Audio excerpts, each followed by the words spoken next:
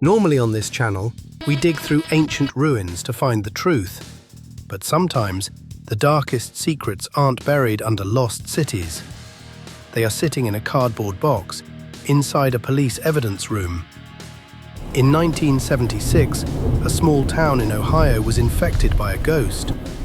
Not a literal one, a phantom writer. Someone who knew every affair, every lie, every crime happening behind closed doors. They sent thousands of letters, they ruined lives, and eventually, it cost a man his life. The police said they caught the guy. They locked Paul Freshour in solitary confinement. Case closed, right? But there was one massive problem. While Paul was locked in a concrete box, cut off from the world, the letters didn't stop. It started in the spring of 1976. Circleville, a quiet town in Ohio where everyone knew everyone. Or so they thought. Mary Gillespie, a local school bus driver, opened her mailbox and found an envelope with no return address. Inside, a letter written in harsh, block letters. It accused her of having a secret affair with the superintendent of schools. At first, it seemed like a cruel prank, but then the details got terrifyingly specific.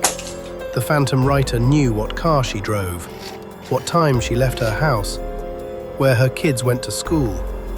They weren't just guessing, they were watching.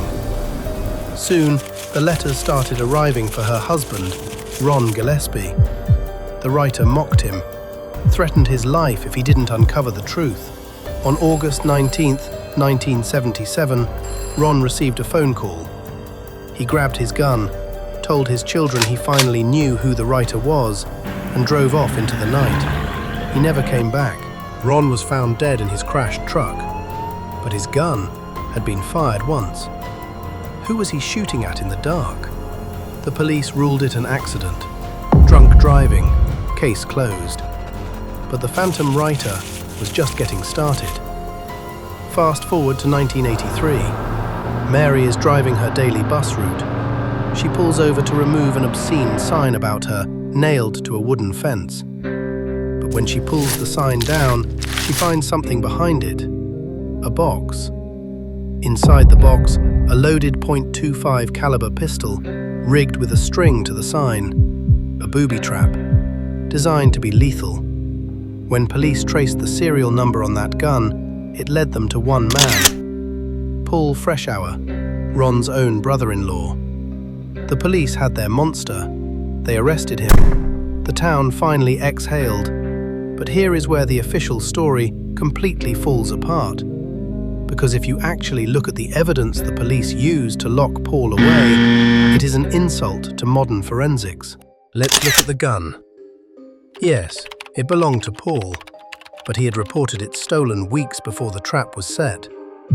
Ask yourself, why would a criminal mastermind use his own registered weapon and leave the serial number completely intact?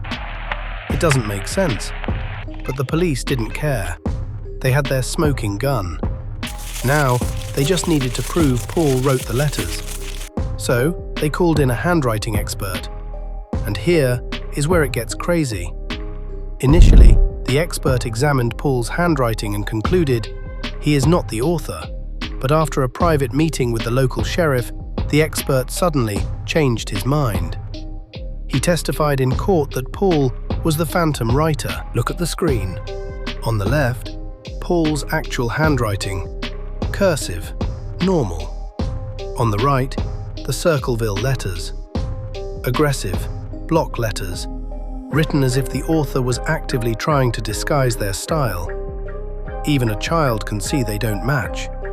But in 1983, in a small-town courtroom, it was enough.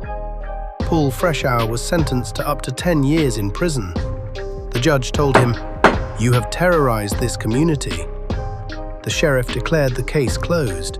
But remember what happened next? While Paul was sitting in a maximum security isolation cell, with no access to pens, paper, or stamps, the letters kept coming. And the new letters were directly mocking the police. If Paul Freshour was locked inside a concrete box, who was putting stamps on those envelopes? It's a simple question, but the police refuse to answer it. Let's look at the postmarks. While Paul was in solitary confinement, the new letters were postmarked from Columbus, Ohio. Columbus is 40 miles away from the prison. The warden himself testified that it was physically impossible for Paul to smuggle thousands of letters out of the facility. But the state kept him locked up anyway. So, if it wasn't Paul, who was the phantom? In true crime, you always follow the motive. Think about it. Why would Paul care about his sister-in-law having a secret affair? He didn't, but someone else did. Someone who hated Paul enough to steal his gun. Someone who hated him enough to frame him for attempted murder. His ex-wife, Karen. During the time the trap was set, Paul and Karen were going through a bitter, toxic divorce. She lost the house. She was furious.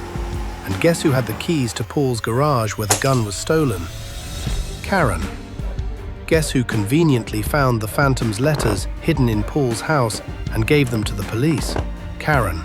Even legendary FBI profiler John Douglas, the man who inspired the show Mindhunter, reviewed the Circleville case. He stated that the phantom writer was likely an older woman, someone manipulative, someone acting out of deep jealousy and spite, not a man. But the local police never investigated her, not once. They never searched her house. They never tested her handwriting. Why? Because the phantom writer wasn't just exposing an affair. They were threatening to expose a massive corruption ring involving the local sheriff's department. The police didn't want the truth. They just wanted a scapegoat. And Paul was the perfect victim. Paul Freshour served 10 hard years in prison for a crime he likely didn't commit. He maintained his absolute innocence until the day he died in 2012. The true identity of the phantom writer remains officially unknown. The town buried its secrets. The police locked their files. But the most chilling part of this entire story happened in 1993. The famous television show Unsolved Mysteries announced they were doing an episode on Circleville. Shortly before it aired, the producers received a postcard in the mail. It was written in those exact same, aggressive, block letters. It read, "Forget Circleville, Ohio. If you come here, you will be granted death. Signed, the Circleville writer." It proves that sometimes the most terrifying monsters don't hide in the dark woods. They hide behind a typewriter and a police badge. But if you think a small-town police cover-up is disturbing, you are not ready for what the CIA was hiding in 1983.